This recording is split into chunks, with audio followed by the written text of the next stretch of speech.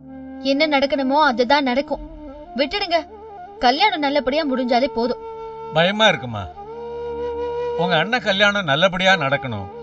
நடுவுல வேற எதுவும் பிரச்சனை வந்துடக்கூடாது. ஓ மாமா மறுபடியும் முறைச்சுக்கிட்டு நிக்க கூடாது. வேற யாராவது குறுக்க புந்து குட்டை குழப்பிட கூடாது. பெரிய கவலையா இருக்குமா?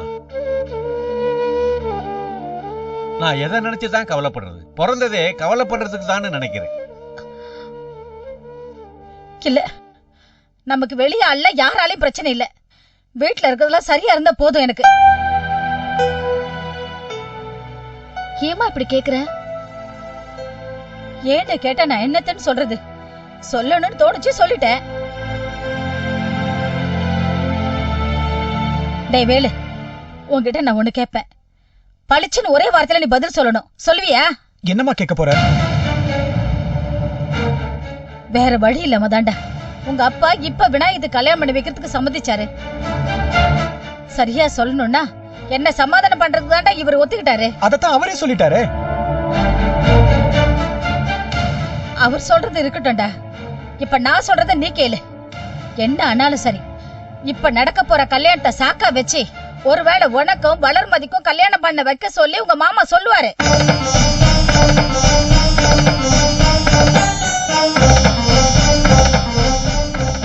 அதெல்லாம் முடியாதுன்னு பளிச்சுன்னு அடிச்சு சொல்லணும். புரியுதா?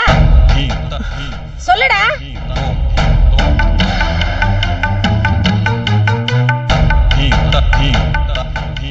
என்னடா இது? அம்மா இப்படி எல்லாம் சொல்றான்னு நினைக்காதப்பா. என் மனசுக்குள்ள 1008 கவலை இருக்கு. இத எல்லாத்தையும் உங்ககிட்ட எடுத்து சொல்லிட்டு இருக்க முடியாதுடா. விநாயகத்துக்கு இப்ப கல்யாணம் பண்ணி வைக்க வேண்டியது கட்டாயம். அது நடந்ததாண்டா எனக்கும் உங்க அப்பாவுக்கும் கொஞ்சம் நிம்மதி கிடைக்கும். ஆனா இப்ப உனக்கு அது அவசியம் இல்லப்பா. புரியுதாடா? நீ சின்ன பையன், உனக்கு இன்னும் வயசு இருக்குப்பா. உங்க அக்காவுக்கு ஒரு வழி பண்ணி வைக்க வேண்டிய கடமை உங்க எல்லாருக்குமே இருக்குடா. அத மறந்துட்டு அவ தான் தான் ஜிந்தாபாத் தாலி கட்டிட்டு போயிட்டுன்னு வச்சுங்க, நான் என்னடா பண்ண முடியும்? என்னமா நீங்க? ஏண்டா நான் பேசுறதுல என்ன தப்பு? ஓ மாமாக்கு அப்படி ஒரு எண்ணம் இருக்குங்கிறது உனக்கே நல்லா தெரியும். உண்டா இல்லையா? கேக்குறல்ல, சொல்லுடா. விடு தாமரை, அவனுக்கு தெரியாதா என்ன? தெரியாதுங்க, தெரியாது. நாம தான் இவங்களுக்கு எல்லாம் சொல்லி புரிய வைக்கணும். வளர்மதி அவங்களுக்கு ஒரே பொண்ணு. அவ கல்யாணத்தை சீக்கிரமா முடிக்கணும்னு அவங்க அப்பா நினைக்கிறாருன்னா அது நியாயம் இல்லைன்னு நம்மளால சொல்ல முடியாதுங்க. ஆனா நம்மளால அப்படி முடியாது. இது நம்ம வீடு, நம்ம கஷ்டம். நமக்கு 1008 பிரச்சனை இருக்கு. இதுக்கு நடுவுல அவங்க பிரச்சனை நமக்கு 2ஆம் பட்சம் தாங்க. எனக்கு சுயநலம் நீங்க நினைச்சீங்கன்னா அப்படியே இருந்துட்டு போட்டோம். எனக்கு அதை பத்தி கவலையே கிடையாது. ஏ வேலு கல்யாணம் பண்ணி வைங்கிறானா? டேய் என்னடா மேட்ரு? அப்படி அவன் கேட்கலடா. அந்த மாதிரி அவன் கேட்டுட கூடாதாண்டா முன்னாடியே சொல்லி வைக்கிறேன். டேய் சரிமான்னு சொல்லேன்டா. அம்மா புலம்புறாங்கல்ல. அண்ணன் வெளியில வந்தா உடனே கல்யாணம் பண்ணி வைக்கிறத அப்பா சொல்லியிருக்காரு. அதே முகூர்த்தத்துல நான் உங்க பொண்ணு கழுத்துல தாலி கட்டுறேன். என்ன போதுமா? இல்லன்னு அது வந்து ஏண்டா ஏன் எடுக்கிற? இத பாரு, உங்க அக்கா கல்யாணம் நடக்க வேணாமா? நிச்சயமா அது நடக்கணுமா? நான் இல்லன்னு அதை சொல்லல. அப்புறம் என்ன உனக்கு? அவளுக்கு கல்யாணம் பண்ணாமலே நீ பண்ணிப்பியா? ஏண்டா அப்படி ஒரு எண்ணம் இருக்கா உனக்கு? ஐயோ அம்மா அப்படி நான் சொல்லலையம்மா. ஆனா மாமா அதத்தாண்டா நானும் சொல்றேன். உன் மாமாவை எனக்கு இன்னைக்கு நேத்தா தெரியும். சாமந்தி கட்டி கொடுத்த பாரு, அந்த நாளத்தை இந்த நாள் வரைக்கும் பாத்துக்கிட்டு தாண்டா இருக்கோம். இது பாரு வேலு, நீதான் அவங்க மாப்பிள்ளை அவங்க மனசுல எப்போ முடிவு பண்ணிட்டாங்கடா. வளர்மதிக்கு வேற மாப்பிள்ளை பாக்குறேன்னு சொல்றதுல சும்மா உன்னை பயமுறுத்துறதுக்காக. அப்படி சொன்னாலாவது நீ சீக்கிரமா அவ கழுத்துல தாலி கட்ட ஒத்துக்க வேண்டியதாண்டா அப்படி எல்லாம் பேசிட்டு இருக்காரு. ஆனா நம்ம வீடு இருக்க சூழ்நிலையில அதெல்லாம் முடியாதுப்பா. பூர்ணிக்கு ஒரு நல்லது நடந்ததுக்கு அப்புறம் தாண்டா உங்களை பத்தி எல்லாம் யோசிக்க முடியும். முடியலடா, நார்மலாவே இருக்கிறது இல்ல. அடிக்கடி மூச்சு இறைக்குதுங்கிறாரு, நெஞ்ச புடிச்சுக்கிட்டு படுத்துக்கிறாரு, படபடன்னு வருதுங்கிறாரு. நான் மட்டும் தனியா கடந்து என்னடா பண்ணுவேன் சொல்லுடா. இரு தாமரை, நீயே தான் பேசிக்கிட்டு இருக்க. இன்னும் அவன் வாயை திறந்து ஒரு வார்த்தை சொல்றானா? நீ சொல்றபடி கேக்குறமா? உன்னை மீறி எந்த தப்பும் பண்ண மாட்டேன்னு ஒரு வார்த்தை சொல்றானா அவன்? வேலு என்னடா அதெல்லாம்? அப்பாவும் அம்மாவும் இப்படி கவலைப்படுற மாதிரியே நடந்துக்குவேன். இன்ஃபேக்ட் 3 மணிக்கு முன்னாடி எனக்கு இப்படி கல்யாணம் பண்றாங்களேன்னு நானே கில்ட்டியா ஃபீல் பண்ணிக்கிட்டு இருக்கேன் தெரியுமா? இல்லண்ணே, எனக்கு என்ன சொல்றதே தெரியலண்ணே. நீ ஒண்ணும் சொல்ல வேணாடா. எனக்கு சத்தியம் பண்ணு. என் கையில சத்தியம் பண்ணுன்னு சொல்றேன்ல. பூர்ணி கல்யாணம் முடிகிற வரைக்கும் என்ன ஆனாலும் நான் பிரச்சனை பண்ண மாட்டேன்னு எனக்கு சத்தியம் பண்ணி கொடுடா. சத்தியம் பண்ணுடா. சகரிங்க சகரிங்க சகரிங்க சகரிங்க ரீசனி சகரிங்க சகரிங்க சகரிங்க சகரிங்க மபத மபத பதனி பதனி பதனி தபா மபத மபத மபத மமா பதனி பதனி பாதபமா கமப கமப கமபா பண்ணுடா. உன் மாமா சொன்னாலும் சரி, வளர்மதி சொன்னாலும் சரி, உன் அத்தையே சொன்னாலும் சரி, என் அக்கா கல்யாணம் முடிஞ்சதுக்கு அப்புறம் தான் நான் வளர் கழுத்துல தாலி கட்டுவேன்னு சொல்லுவியா? சொல்லுவியாடா? சொல்லுவேன்னு சத்தியம் பண்ண சொல்லுடா. டேய் கேக்குறாங்கல்ல, சத்தியம் பண்றா. வேலு, நான் சொல்றது உன் காதுல விழுதா இல்லையா? சத்தியம் பண்ணுடா. ஏய், அம்மா கேக்குறாள்ல, எதுக்குடா எரும மாடு மாதிரி நின்னுகிட்டு இருக்க? சத்தியம் பண்ணேன்டா.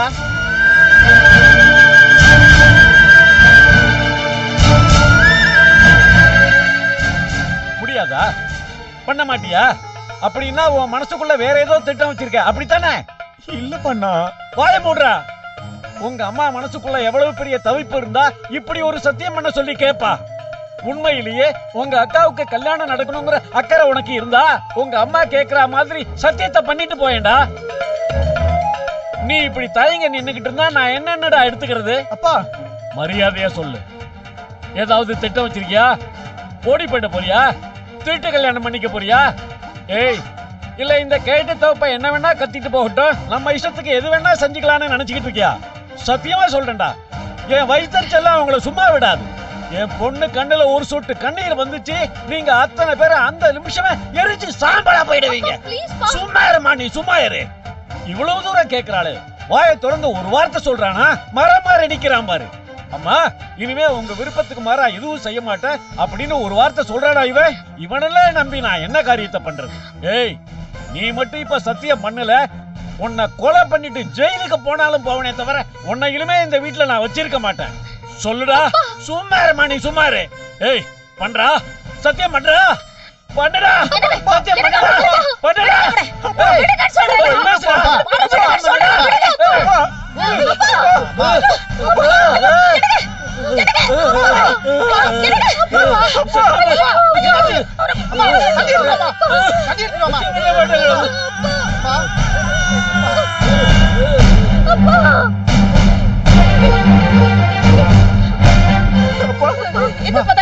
தெளிங்கம்மா. அப்பா அப்பா எடுத்துருங்க. அப்பா என்னப்பா ஆச்சு? கொஞ்சம் தண்ணி குடிங்க. ஏப்பா அப்படி டென்ஷன் ஆவறீங்க? டேய், அறிவு கட்டவனே, ஏன்டா அப்படி நிலவரம் தெரியாம படுத்துற? போடா, உள்ள போடா. அப்பா அப்பா எந்திரிங்கப்பா. அப்பா அப்பா நான் இருக்கேன்ப்பா, உங்களுக்கு எந்திரிங்கப்பா, எந்திரிங்கப்பா, நான் பாத்துக்கிறேன்.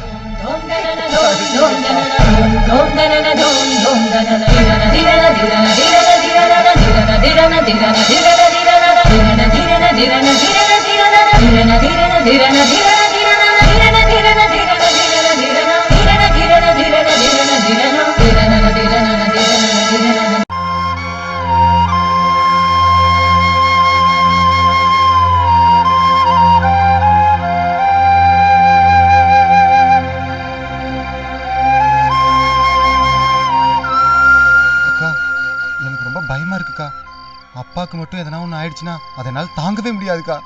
அதனால வேலு ஒன்னும் அவனுக்கு இப்பவே கல்யாணம் பண்ணி வைங்கன்னு கேட்கலையே. அப்படி ஒன்னும் திருட்டு கல்யாணம் பண்ணிக்கிற அளவுக்கு அவனுக்கு எந்த நெருக்கடியும் வரலையேக்கா. நான் அவன்கிட்ட பேசின வரைக்கும் அவன் அது மாதிரி ஒரு ஐடியாலே இல்லக்கா. அவனை சந்தேகப்பட்டதுக்கே இப்படியெல்லாம் நடக்கிறப்ப நாளைக்கே நான் பிரியாவை கட்டிக்கிட்டு வந்து நின்னா அப்பா செத்தே போயிடுவாருக்கா.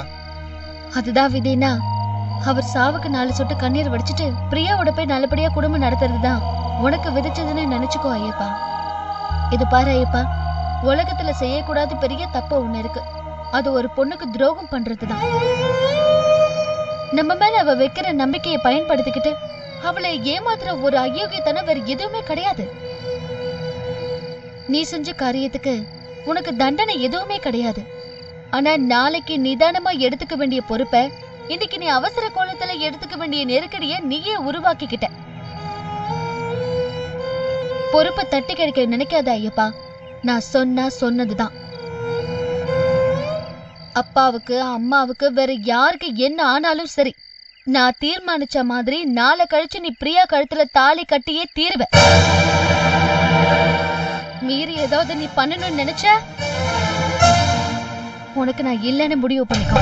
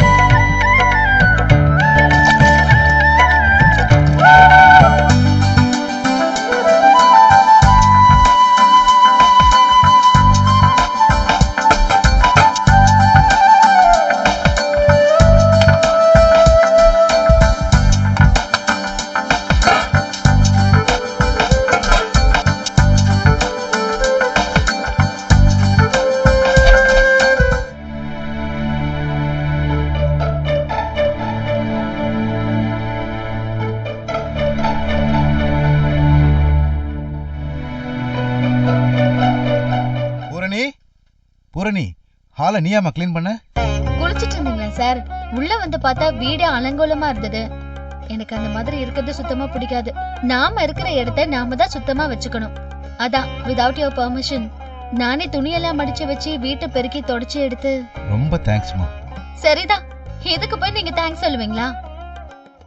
போங்க சார், போய் நீங்க ட்ரெஸ் சேஞ்ச் பண்ணிட்டு வாங்க.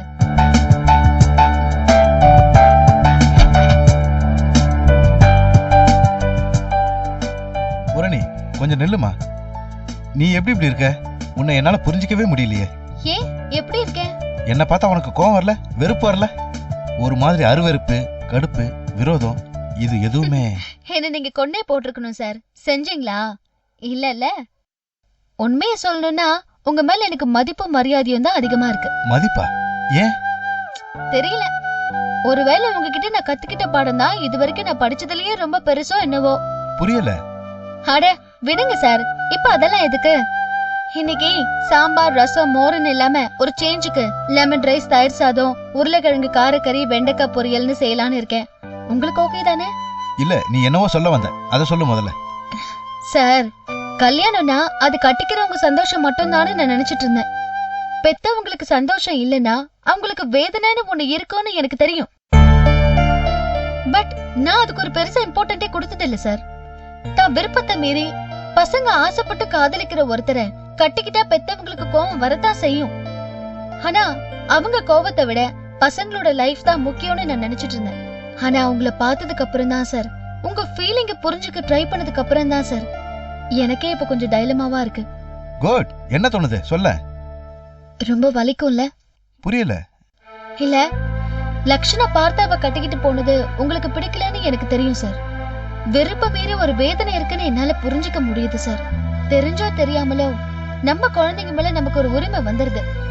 அவங்க வேற உயிர்னாலும் நம்ம விருப்பத்துக்கு முக்கியத்துவம் கொடுக்கணும்னு நம்ம நினைக்க ஆரம்பிச்சிடுறோம் சார். அவங்களுக்கு அவங்க நியாயம். எதை நம்ம தப்பு சொல்றது? எனக்கு சரினா உங்களுக்கு தப்பு, உங்களுக்கு சரினா இன்னொருத்தருக்கு தப்பு.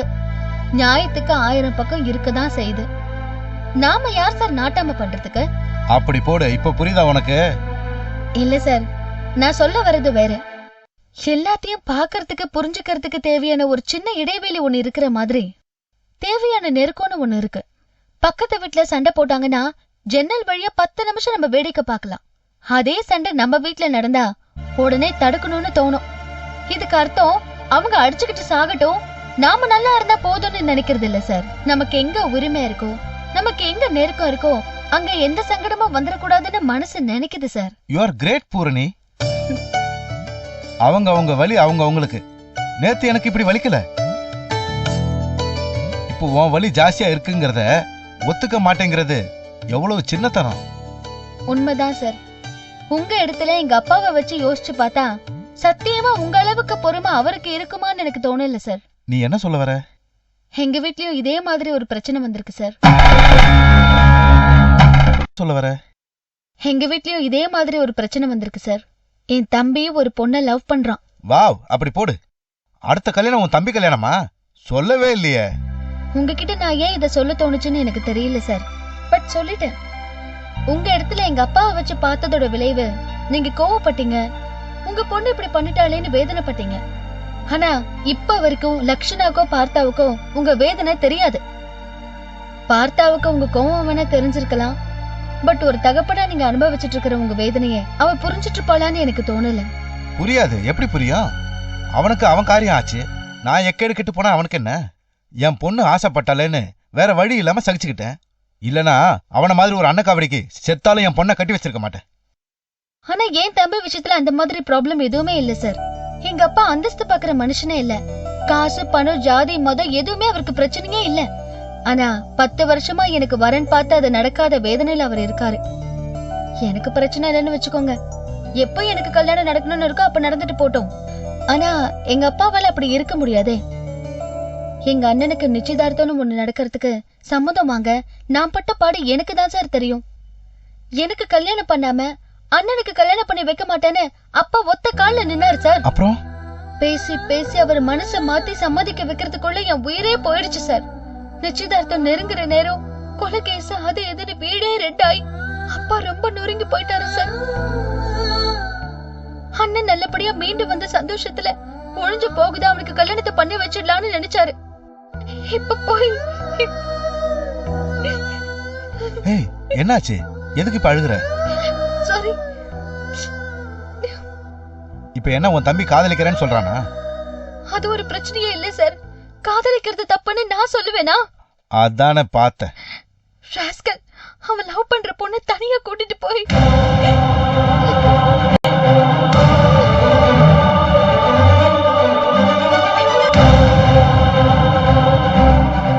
கேட்டா தெரியாம நடந்து போச்சுன்னு சொல்றான். எப்படி சார்?